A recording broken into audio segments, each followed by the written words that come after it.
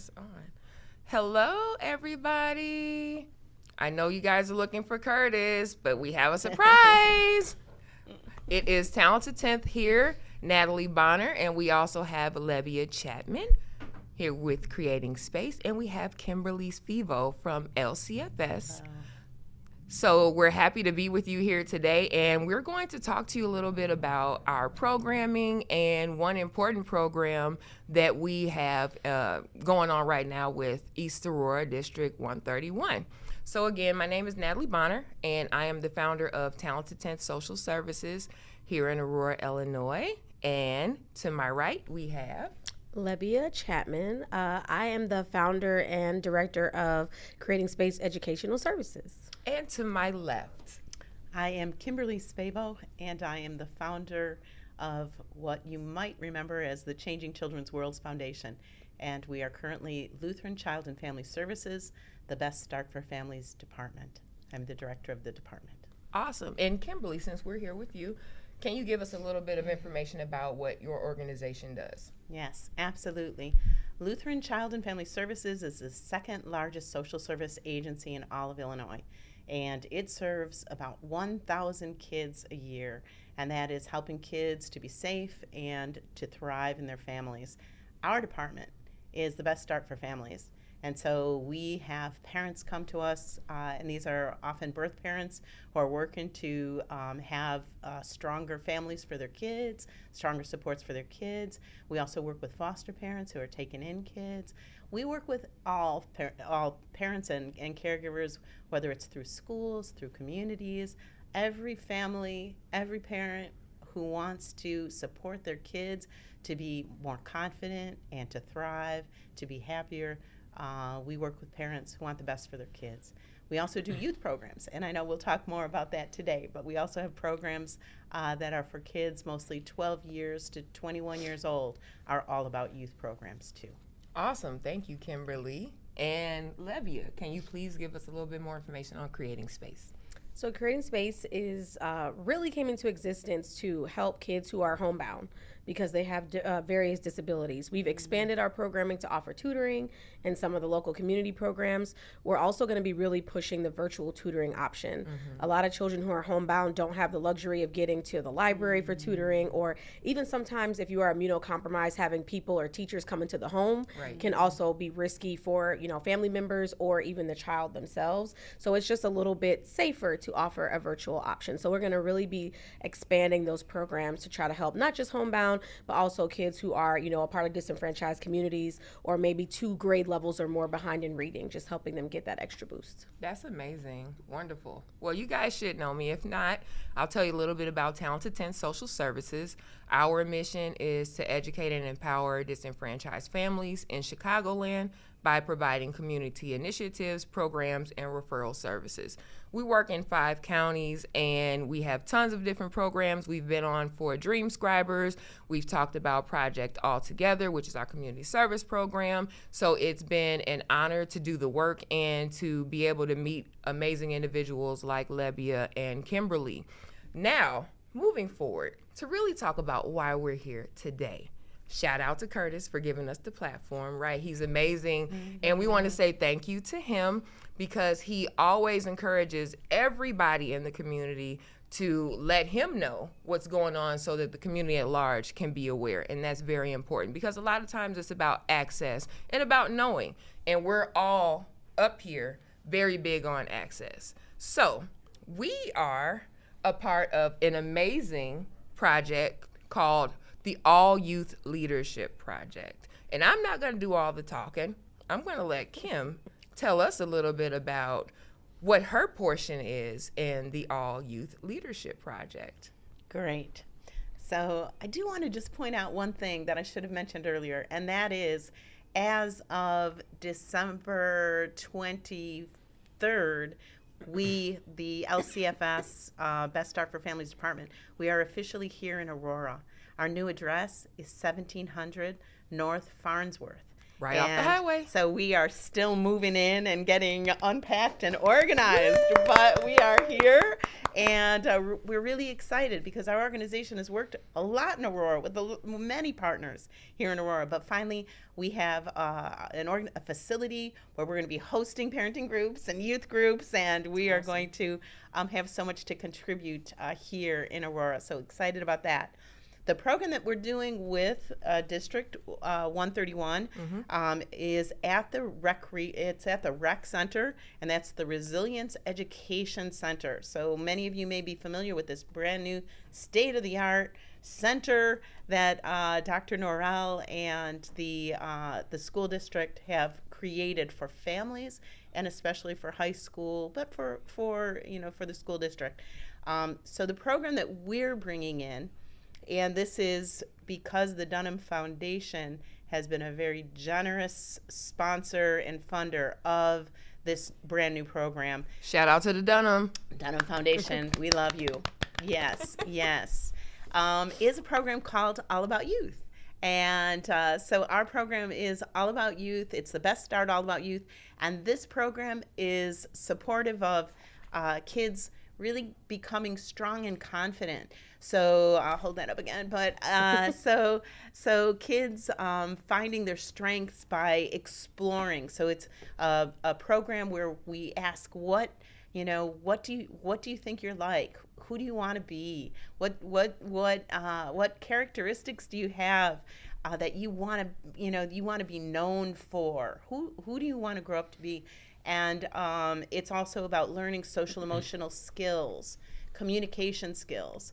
How many of us could use strengthened relationship and relationship building and communication skills even as adults? So we help our kids to get kind of an advantage, a head start in building these really positive skills that help them build self-confidence and self-worth, a sense of self-worth. And then kids can also learn in a really positive community environment, a group environment. They learn to engage and practice leadership skills and relationship skills with others within our program. We also talk about restorative practice and what do our youth want this world to look like? What role do they want to play in making this world a world that they will, feel purpose in and that they can help to co-create? So it's a program that really helps kids leave that program feeling stronger and more prepared for whether it's family, school, community, work. It helps strengthen them so that they can go anywhere and take these skills with them.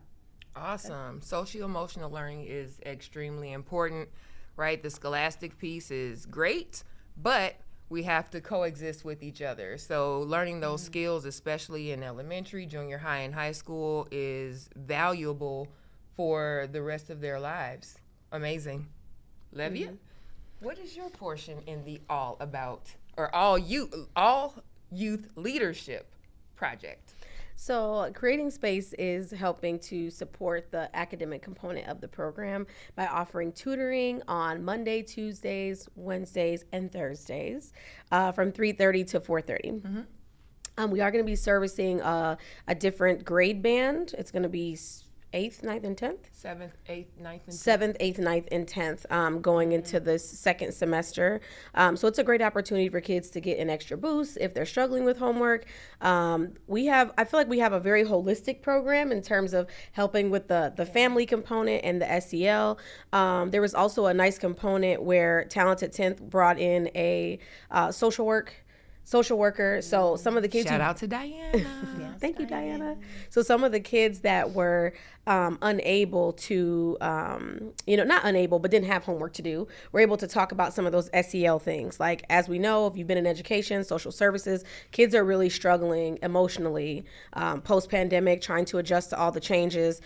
So it was really wonderful to have that social work component. So even if you didn't have homework, you still had SEL with LCFS or Talented 10th, or you could have academic support from Creating Space. And we want to thank the tutors that came and helped. Anwita and Yalini. Thank you. And Kayla and Natalie. Yes, thank you so much. It was a really collective effort to meet the needs, and we did see a lot of growth among the students. Yes, we're going to get in. I'll let Natalie lead that conversation. We're going to talk about the growth. growth. We're very excited to see that they came to the program, started in one baseline, and were able to make that progress overall. And that's due to the collective effort, honestly. So it was really, we're looking forward to another semester and a summer session as well. So definitely. Thank you, Lebia, for that. And Talented 10th, our piece was called Project Altogether. As you guys know, I'm huge in community involvement, community empowerment. And so what they did was they created their own community service project for last semester. What they came up with and how we came up with what we were going to do is we looked at our community needs assessment for this area provided by the Community Foundation of Fox River Valley and the Dunham Foundation. So the kids did some research and they chose basic needs and food insecurity. So they ended up providing 100 blessing bags for individuals in the community who may be unhoused. And then we also hosted our first Friendsgiving event with the program. And we fed over 100 people with that program as well. Kim was there. It was amazing. We had tons of community members there, people I have never met, which is even more amazing. I love to meet people that I haven't met, right? So that they can see what Talented 10th is doing. And they were able to see the kids work in action. They did an absolutely amazing job. So we want to talk about our progress. As you know, we've been hosting this program at the Rec Center, which is on 5th Street, right on the east side with District 131. In the fall semester, we worked with students in 6th, 7th, and 8th grades, which was pretty cool, right? But for the spring semester, we will be focusing on children in the age groups of 7th, 8th, 9th, and 10th. We will also provide information for parents who would like to enroll their youth in this program to our thread shortly, so you can have the link and you can go ahead and sign them up. This is a no-cost program. The district does provide transportation to the program right after school, which is great. And when the program is over, the buses drop the kids right off at home. You can't beat that. We provide snacks, right? Not only the tutoring piece, not only the social emotional learning piece. I learned how to play Clue this past semester. And when I tell you, it's now like one of my most favorite games. We've played it during the break. It's so fun. So we've had an amazing opportunity to bond with the youth, which is very important as well. So that leads me into our progress, right? Because both of you guys know I'm huge on the stats, right? From the beginning, I was really excited to get to the end of the fall so that I could analyze the data. Let's talk about some of the data. And we'll start with you, Lebia. So from the program, what benefits did you see that were involved with the Creating Space piece as far as the extra academic support? Well, you could tell that the students who were able to attend the program consistently were able to see growth in their grades. I mean, that's extremely important. Extremely. So to see students who, might have come in and were struggling throughout the semester at different points, and maybe they have a D, and they're able to make that growth and come up to a B or even an A, that's such a good, that's not only good academically, it's good for their mental health, for their well-being, to build their confidence. So a lot of the students were able to have that additional support after school, have that transportation, and they knew that support was there and that was something that they could depend on 4 days a week, which was really significant for them. Definitely. So that was a really great safe space for them to be able to come to, because if children don't feel comfortable, they're not going to ask for help. They're not. We have to also create an environment where they feel safe asking questions, where they feel safe exploring or not knowing, because it can be scary in a class of 30 kids when you don't know the answer. So maybe some of them, they knew they had that opportunity to come after school and have that additional support 4 days a week. So we saw some significant progress with some of our participants. We definitely did. Kim? I think what was most exciting is when kids come in in the beginning, they're a little bit shy. They're a little bit, uncertain about what this brave space, and we actually kind of term ours as a brave space, what that's going to be like. And so seeing the kids start to gain confidence, so there's this incremental progress, right? And then they kind of flourish. So where kids come in and maybe they're not that shy, but they learn more positive ways to be leaders. Yes. And then the kids who are really quiet learn that it's they're okay to talk and to be heard. And we do we actually practice. So one of the most fun things that we do is the kids will do improv. I like you the may know improvs. that as role Improvs play. were fun. Improvs were fun. But improv is a lot of fun. So, you'll have scenarios, like we had scenarios about bullying. What is it like to be that bully? What is it like to be, what would you say as the child being bullied? What do you say as the bystander to help your friends? And so we do a lot of those scenarios, like when our kids kind of ostracized, when our kids, how do we help inclusion of kids? How do we understand ourselves, our strengths, and maybe the areas that we want to get stronger in? But then how do we also, with empathy, recognize that in others so we can be more empathetic for others? And maybe that's in our family, it's at school, it's our friends. How do we learn how to support each other better? And how do we communicate in ways that are not shaming and making kids feel bad, but helping raise them up as well? So in the end, we had what we call a Jedi certificate. And so there's a Jedi challenge, and it's justice, equity, diversity, and inclusion, because those are some of the principles throughout our program.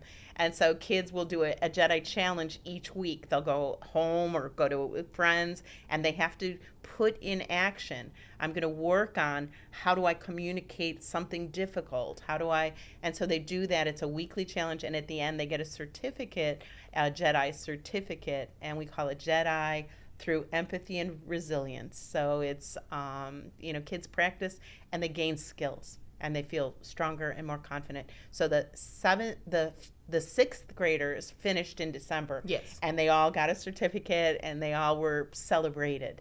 But now the 7th and 8th grade kids, we have some that will continue all the way through the beginning of May, but we are inviting now new 7th and 8th graders to join us January through May. We're inviting new 9th and 10th graders to join us, and they will have the program, the All About Youth program, as well as All Together, as well as the tutoring and mentoring. They'll have all those be from January to May as well. And we look forward to being able to offer the programs to really enrich and strengthen and help more kids just feel more self-confident and positive about the future. Amazing. Wonderful. Amazing. So again, our program starts for the spring semester. It starts on January 21st. So if you are interested in enrolling your little one or your big one, right? We know teenagers, they think they're adults, right? Make sure you do that prior to that time so that we can get them set up and they can be ready to go on January 21st. I would like to also add, I forgot one of the major components of the program. I think it's probably 25% of why the kids came. It's called Books for Bucks, right? And that's a program that Lebia and I have collaborated on to incentivize their goal making, right? Because some kids that came into the program, they had about a 90% grade point average, which is great, right? But we don't want to throw them in the back burner because they're doing well. We want them to continue doing well. And then you may have some students who come in who may not have such a satisfactory grade point average, right? And so what they did was they set their own goals. For example, one of our students started with a D in ELA, English Language Arts, right? And she wanted to improve her D to an A by the end of the semester. By doing so, they all gave us their favorite restaurants, their favorite stores to shop in. So when they meet a goal, they get rewarded for meeting that goal. We didn't set the goals. They set the goals. And I would say that 90% of the children enrolled in the program executed one or more goals throughout the semester, right? And so they were extremely excited about being rewarded for doing well, right? And we also let them know that these grade improvements, they're not for us. They're for them. And it's them proving to themselves that they're capable. And if you have a D and you bring that D up to a C, we're extremely proud. We're just going to encourage you to keep going further and further. We're not saying, hey, that's a bad grade. what are you not doing? We're supporting them in any way that we see possible. So that was another major component of the program, the Books for Bucks program. I'm sure you've seen our students in the malls, okay, because they cashed out. They cashed out this semester. They were at GameStop. They were at Olive Garden. They were at BK. They were at Buffalo Wild Wings. So it was really fun to watch them accomplish those goals, right? And I think our average, as far as GPA across the board, it increased about 6% overall. Our largest increase was about 13%. So one child moved her grade point average up 2 grades. And that is, our program started in September, and then we ended December 12th. That's not a lot of time to make that much progress. I would also like to shout out the teachers of District 131, because I know some of the teams have had to reach out to the teachers for the children, like, hey, so-and-so might be missing some work. What can we do to help? And they were extremely responsive. So that brings us back to collaboration, community engagement, allowing the youth to understand that strangers care about their progress, right? And towards the end of the program, I really feel that the kids have built a rapport with all of us. The relationships improved with all of us. What do you think about that, Kim? Can you agree to that? Absolutely. I think for us at Best Start for Families, it was exciting. We had Doc B, who was a leader with the kids. We had Maya, who was also very strong with the kids, but we also brought in several interns and younger staff. And so we had Victoria there sometimes. Shout out to Victoria. Galilea. We had, those were our key interns. But the kids were able to see older kids who were also doing the work. They were engaging. They were talking about these issues, and they were interested in how the kids were doing. So I think that part of the program was because it was a small enough group, kids felt that they were getting some mentoring as well. Even if it was just talking to them about some of their behaviors, it was in a positive, strengths-based way of supporting their growth. And so it was a really special opportunity for the kids with us. Definitely. Yeah. Any thoughts, Lebia? Yeah, I think it was positive for them to not only have academic support, but to build the relationships as well with the tutors. And then, again, that social work piece is so important. I mean, some of the issues they were talking about were not related to academics, but they were still able to receive, professional levels of support from social workers. So I think that it was just very holistic. It was very positive. And a lot of the kids wanted to continue on. We had a grade level shift that occurred from the first semester to the second semester. And so they seemed really sad to have to not be able, the sixth grade, to not be able to re-enroll. So that says a lot, though, when kids are like, they want to come back. Yes, when they're chomping at the bit to be a part of things. Kids are very honest. Extremely. Extremely. And we do want to thank the educators in District 131, because it is a lot, and collaborating with Maritza and shout out to Maritza. Yes. Thank you so much. Lots of meetings, lots of collaboration, working on busing. So we want to thank everyone, even those that drove the bus to the rec and from the rec, our bus drivers. Like, schools thrive, children thrive in communities that are collaborative, where everyone is fulfilling their role and working together. So there was no part of it that we could have done without one another, or without the district, or without the family. So we're really looking to grow and to serve more families. That's the goal, to serve more kids and help them all make more progress, whether it's social emotional progress or academic progress. It's just we feel very strongly about expanding to provide more for the community. Yes, definitely. I would like to second both of those comments. It has been an honor and a joy to witness the progress of a pilot program, right? Because this is the first time that we've collaborated together on this program in September. So we weren't absolutely sure what to expect. I mean, I had expectations, right? But I can say that the program exceeded even my expectations, from having children who didn't want to say a word to them not being quiet at the end of the program, and also being able to reach out to the families as well. So the social work piece is huge, because I've had some conversations with some of the youth's parents about things outside of the program, and was able to assist in that fashion as well, which is very important. The community piece is very important. The collaboration is very important. The communication is very important, because we're modeling what we tell these youth to do. And they don't listen to what we tell them.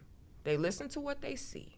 They follow what they see us doing. So it was an amazing opportunity to see the youth flourish and thrive. I'd also like to thank Clayton Muhammad and Mayor Irvin for providing our students with leadership certificates that they presented at our program back in November for Friendsgiving. It lit up the youth's world, right? We did some evaluations, of course, because we want to make sure that we're doing what we're doing, and we're doing it to the best of our abilities. So we asked the kids, all right, what can we improve on? What'd you like the best? What'd you like the least? And one comment from one of the students, who hardly said anything, was that the certificate from the mayor was extremely impressive, because the mayor was involved, right? So it's important what we do and how we do it. And with that, we're gonna sum up our experience of our All Youth Leadership Program. And if you could give maybe a word or a sentence to sum up how you feel about it, and then your hope for the spring, sentence or word, that'd be great. We'll start off with you, Lebia. I'm on the spot. On the spot. I would have to say growth. If I have to sum it up, I would say growth. Looking forward to growth, looking forward to expanding, looking forward to watching our students grow and expand in so many areas. And we are going to be offering more virtual components to the tutoring, because we are competing with sports. We are competing with a lot of different things and scheduling. So if you can access a tutor for free at 6 p.m. or 7 p.m. when you're done with practice, that would be amazing. So we are going to expand the way that we are offering the academic component for the spring. So growth is definitely the mindset. Okay, we got a minute left, Kim. I would say success. I would say, like, partnering with you all has been just dynamic and super. So what we've seen, how we've seen the kids grow and succeed in this, we want to do more. And we want to invite 7th and 8th graders, 9th and 10th graders to join this next go around. We're doing registration now. So join us, and, let's all together, leadership program. It's for you. It's for you, youth. So come join us. I'm going to piggyback off what they said. So growth and success is what I've seen this past semester, and what I'm hoping for in the spring. Thank you all for allowing us to let you know a little bit more about the All Youth Leadership Project. Thank you to Curtis and the whole Good Morning Aurora team for inviting us and allowing us to give you all this information. We are looking forward to working with your youth this year. And if you have any questions, make sure you reach out to us. You can hit Curtis up. Curtis knows how to get in touch with all of us, and we'll get back to you. Have an amazing Monday and amazing week. And Happy New Year. Happy New Year. Find the flyers. Being a local business in Chicago, we've always worked with community banks, but over time, those smaller banks started getting acquired by larger national footprint banks. It became time to work with Wintrust to meet our needs without having to have that big bank feel. Wintrust understood what they wanted to accomplish, and they've increased in size 5 times over. As we continue to grow, we're going to keep needing to borrow, so I'm sure they're going to love that. Serving their needs. It's really the foundation of what Wintrust commercial banking is all about.